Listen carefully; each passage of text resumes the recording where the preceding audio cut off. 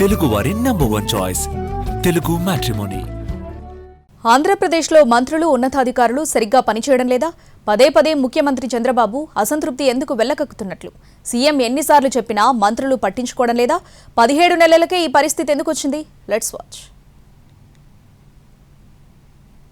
మారుతారా లేదా?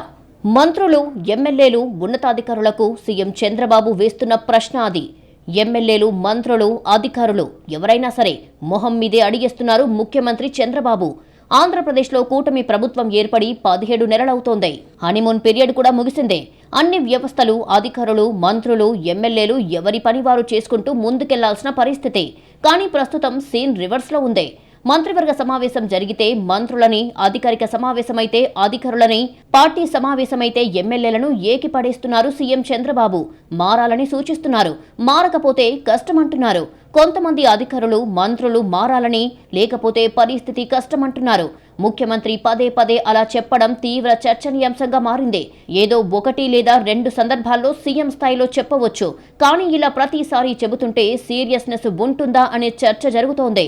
సీఎం ఒక్కసారి చెప్పారంటే వ్యవస్థ మొత్తం సెట్ కావాలి. కానీ అలా జరగడం లేదు. ఈ రకంగా ఉంటే ఎప్పటికి దారికి వస్తారు అనే చర్చ బాగా జరుగుతోంది. కొద్ది రోజుల క్రితం అధికారుల బదిలీలు జరిగాయి. జిల్లా కలెక్టర్లు ఇతర అధికారులను మార్చారు. ఇంకా అధికారుల్లో మార్పు రావాలంటున్నారు సీఎం. అలాగే కొందరు మంత్రులు కూడా తమ పనితీరు మార్చుకోవాలంటున్నారు. లేకపోతే ప్రత్యామ్నాయం తప్పదనే సంకేతాలు ఇస్తున్నారు. మంత్రుల విషయంలో చంద్రబాబుకున్న అసంతృప్తి ఇంకా తగ్గడం లేదు.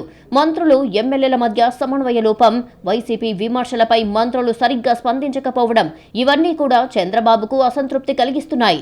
ప్రస్తుతం అన్ని స్థాయిల్లో వ్యవస్థను గాడిలో పెట్టే పనిలో ఉన్నారు చంద్రబాబు.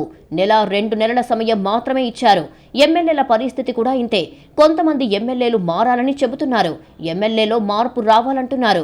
మరి చంద్రబాబు మాటలను పరిగణలోకి తీసుకొని ఎంతమందిలో మార్పు వస్తుంది, ఎంతమంది పనితీరు మార్చుకుంటారు అనేది చూడాలి. సీఎం మాటలు విని గాడిలో పడకపోతే పరిస్థితి కూడా వేరే రకంగా ఉండే అవకాశం కనిపిస్తోంది.